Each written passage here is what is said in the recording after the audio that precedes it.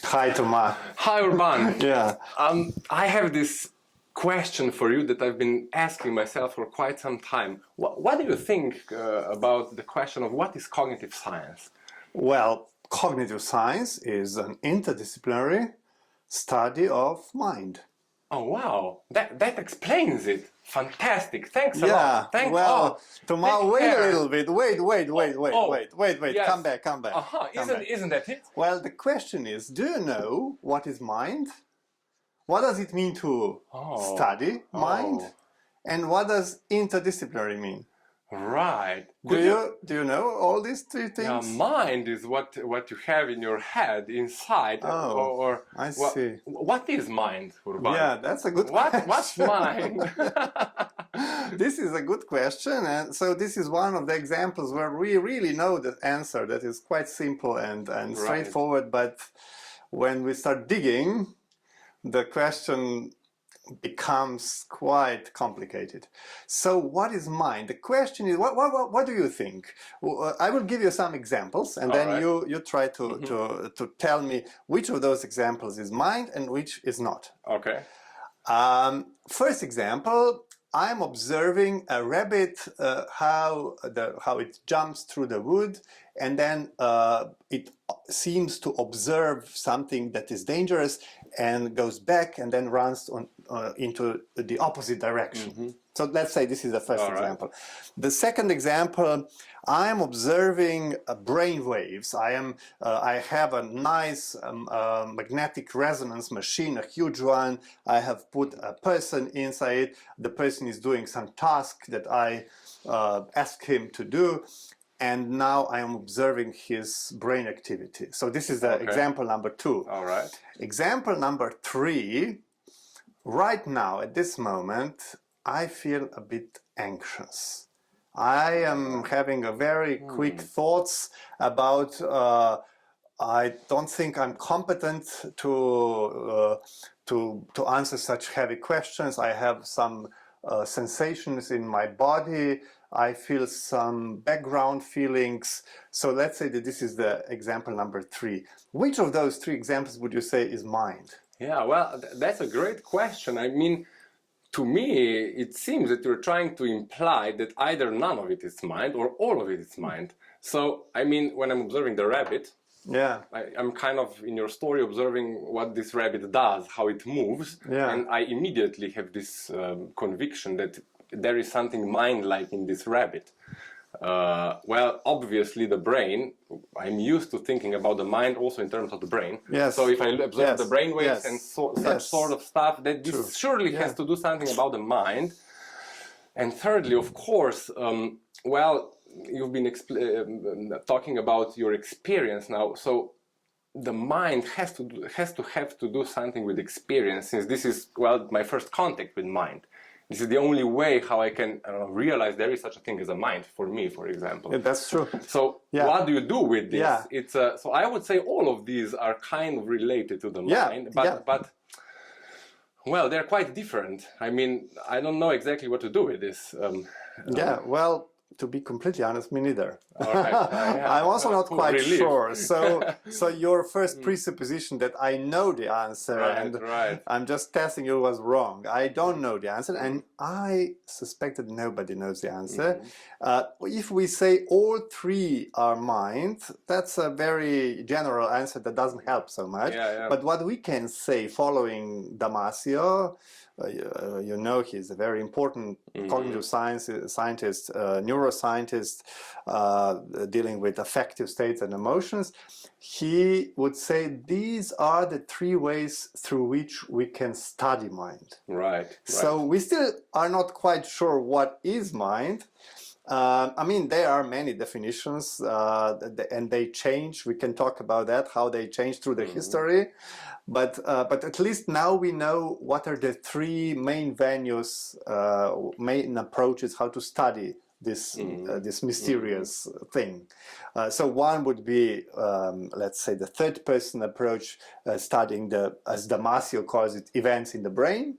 Another, the oldest probably, would be studying behavior. And the the very tricky one, but the one that should not be forgotten, experience, as you very clearly noted, the only way, the only approach, the only window we have into everything that we can sense, know, think about, and so on. So I guess. Yeah, so two questions pop into my mind, but let me firstly ask you, you mentioned that, well, this has been changing, so the views on the mind, and perhaps also which aspect the cognitive science is currently most focused on, and so on. Could you briefly tell me how does it change, and which aspects seem more important, perhaps, or which aspects has been more important in a certain period of CogSci? Yeah, I think now we are in a state in cognitive science where it is becoming obvious that our previous understandings of mind were very partial, and perhaps this is just my feeling. I might be wrong, but I feel that now we are trying more than any time before in this relatively short history of this science to integrate. All kinds of ways of knowing about the mind, but it's quite interesting to check a little bit the history, as you know. One of the foundations of what we call cognitive science is, of course, psychology, and one of the founding ways of studying in psychology was to study experience. This was a German introspectionist school, William Wundt and so on, who were trying to study experience in the same way as physicists study nature, but it proved to be very tricky. There were lots of quarrels between the representatives of this German school of psychology. They were not completely on the same page what to do and how to do it. And a little bit later, behaviorism came, and it seemed so much more scientific just to study behavior, and go away with this subjective part. One could replicate naturalistic methods so much better. So, and then in 50s, 40s, 50s, when cognitive science as a interdisciplinary endeavor started, that was due to cybernetics. And cybernetics was all about studying information processing. And computers started to appear at this time. So for some period of time, it became so, and this is a big quotation, obvious that mind is the processing of information. Like computer. And perhaps we have a software and hardware. Hardware would be neurons and neurotransmitters and so on. And software, not quite clear what that would be. Sort of a program of those. Some said, oh, software is consciousness, but that was in 50s, 60s, and remains of this are still with us. We still study some stuff as the information processing, as a computer. We study mind as a computer where you have some input, and then the computer does something, and you get out the output.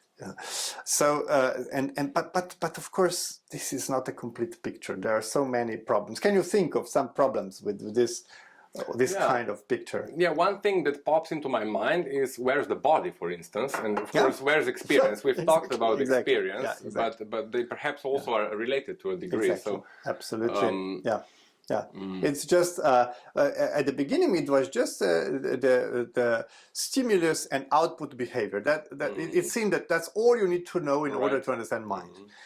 But then, of course, then the problem became, what is the body, the brain, everything. So we went through different stages. The second stage, I would say, was cognitive stage where we became quite interested, cognitive neuroscience stage, where we became very interested in brain, and said, well, why do we treat this thing in between as a black box?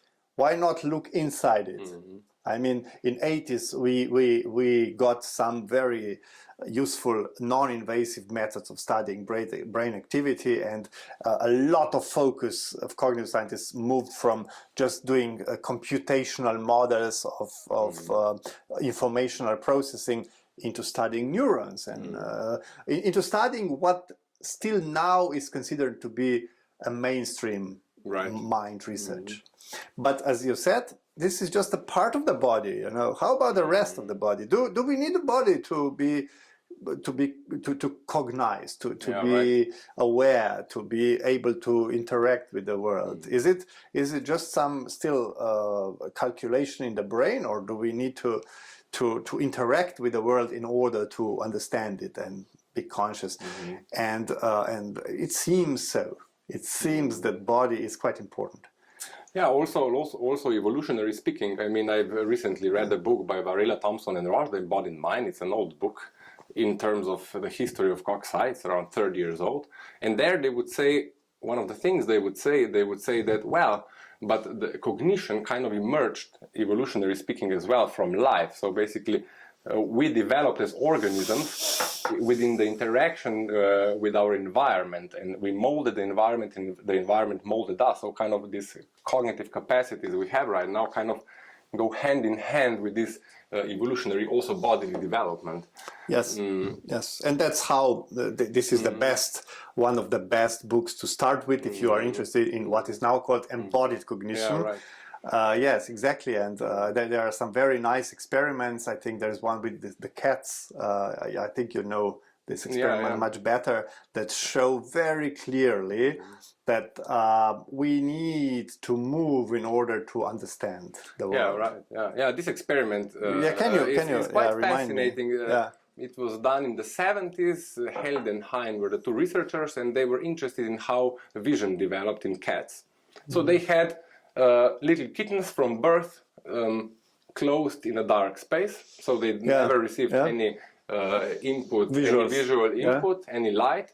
But from time to time, through the first weeks of their development, they were put into a lit room in such a way that one cat was attached to a stroller and could not voluntarily move its legs and its body, but it had visual input. The other cat was driving around this cat in this stroller and could explore to a degree its environment, but the visual input was the same for both. So they were repeating this for some time until a certain critical period within the cat's visual system, and then they released these cats from this experimental condition, so they could roam around. And so what was the difference between the cats? Yeah, there was a huge difference. So there was one cat that could move freely, and the other cat that could see, but could not move because it was moved by the other cat. By the other cat. Okay. But the visual input was kind of the same for both. And what happened is that the cat that could move freely, she could navigate her environment easily, would have she was normal, had no problems with depth perception and edges and so on. The other cat that was moved, that was the passive cat in a way, she was really not being able to see depth, so she was falling under over edges and such things. I think that explains it nicely. The problem is to summarize all these historical zigzags, that none of these ideas explains mind in its entirety. We can think about mind through the idea of being a device for informational processing. This helps us a lot, but still it does not help us always. And then we can think about mind as an embodied thing, as something that needs body, that needs environment, and so on. Still, it does help us a little bit, but it doesn't explain everything. We need to understand brain and nervous system and its activity in connection to experiential phenomena. But still, again, that's not all. So all these parts of the mosaics should somehow be connected in order to understand mind. So this brings us to the question: what does it actually mean to explain mind? What would it be? Again, I could give you examples. Let's say that I am moving my fingers like this. what would it mean to explain this strange behavior? Well, you know, you could go back in time and say, well, it has to be something with your childhood. Perhaps you were, and three dots, read Freud here, or perhaps it's something with dopamine levels. You know, so now I'm here, but studying a part of neural activity. Perhaps there is a little bit too much of a dopamine neurotransmitter being produced in my brain, and I need to somehow channel this excess energy. We could explain it perhaps with understanding what happened before in my brain activity, and see how that influenced my current brain activity. Or we could just study my experience. Why? Yeah, exactly. What is it like for me to move the fingers and talk like that? You know, do you have some other ideas? What could explanation mean? Yeah. Well, so. Are there some other layers that I missed? Yeah, perhaps there are some others, and I think. But for me, what is very problematic is, if we say, well, there are different either levels, spatial levels, like molecules, you know, brain areas, behavior, and so on, and what you mentioned, different time scales in a way on which you can explain evolution, for example. How did we develop to move our fingers in such and such way, up to little changes in time of the dopamine receptors and neurotransmitters. So there are probably, you can imagine many different such levels in time or space. Yeah. But the question is, if they are all kind of interesting to cognitive science, how could we relate them, connect them, to make an explanation of the mind, of the functioning of the human mind that is not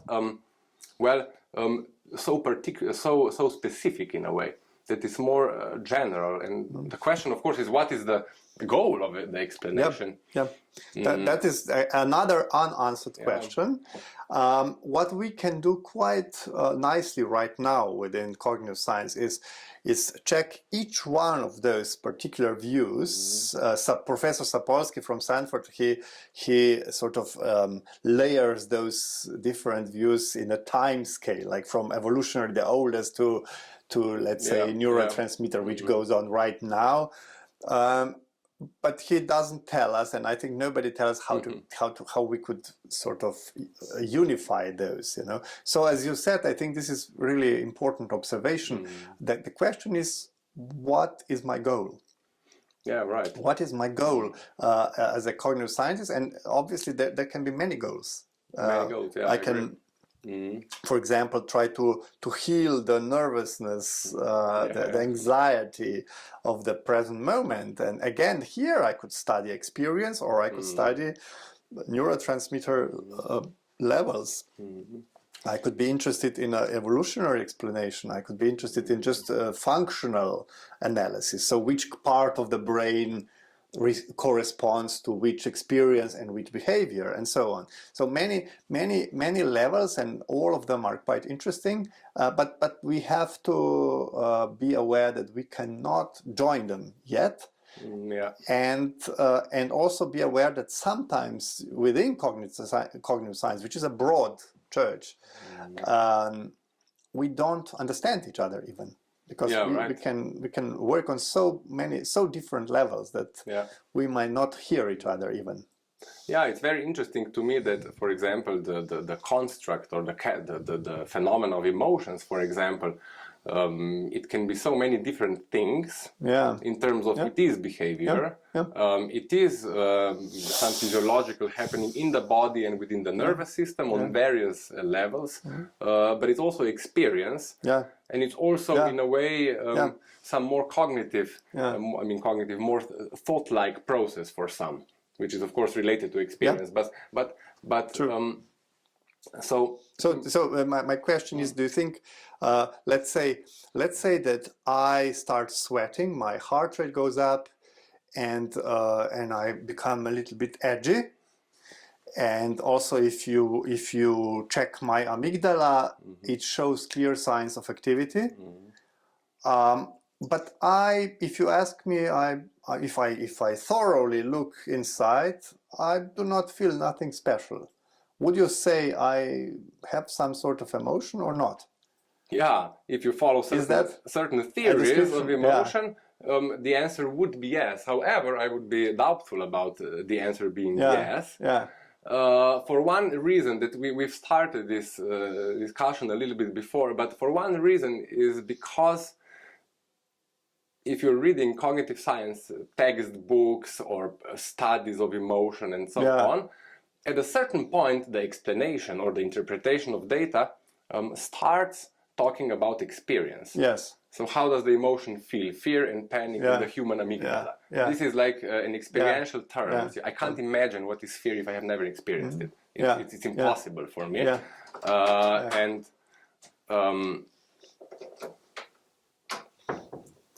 it's impossible for me to imagine this without actually having felt this emotion or without understanding what this experience is. And my feeling is, or my conviction is, that cognitive science many times, now this is getting better, but many times it doesn't, and kind of feels, oh, we already know what is experience, what is it like to be a person, and that's so true. It's one of the big problems as well.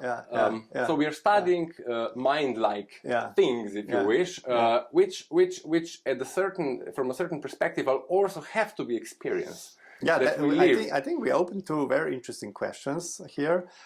First is in this example of emotions, do we need to understand all three views? So does experience have to be there, the brain activity and behavior, or are just two of them enough to classify this as emotion? I think that's a good question.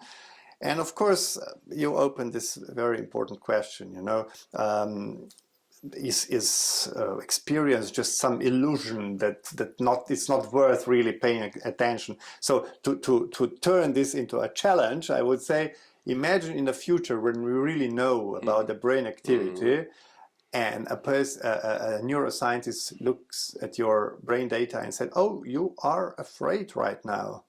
You are scared." And you would say, "No, I feel quite okay. I don't feel scared at all." Well, you just think you are not scared. Is that possible? Would that be a desirable future? I think that's one of the questions. Yeah, I think that's a great question, actually, because I can't imagine such a future, to be honest. What would that mean, actually? You are scared, but you don't know you're scared. Yes, exactly. It's meaningless. Also, if you look at, you say something is wrong with your mind, right? Yeah. And you start talking about the experience. So, you are afraid, right? But how do we know we talk about the same experience of fear if we don't even know? Exactly. That's another. What does fear consist of experientially, for instance? Yeah. So I think we'll have to go. We have to wrap up now. But I would just like to say that I think we showed that it's not so clear as it seems about what is cognitive science and what does it mean to study mind and what is mind at all. So I think this is a good starting point, actually, because I just to wrap it up, I would like to say that many times science is presented as a big library where the knowledge is. That is a part of science, of course, that these are the products of science, but actually science is a way how we confront things that we don't know. This is I think much better definition of science. So that means that there is a lot of interesting work still ahead of us in cognitive science. What do you think? Yeah, I absolutely agree. I think we're just starting to uncover what the questions are really. The exactly. It's not that we are just now doing little answers and what are the real questions? I agree. I think to just check your. I'm sorry to interrupt you, but I think just to check your presuppositions. What do I think? Do I see mind as a behavior, just as a black box that behaves in a way, or just to see what are my presuppositions can tell you a lot, I think. Yeah, I absolutely agree. And there is so much unknown within sciences of the mind and cognitive science. So let's say that this is a positive conclusion. Yes, absolutely. Let's decide on that. Absolutely. Okay. Well, thanks for this. Yeah, thanks, Urban.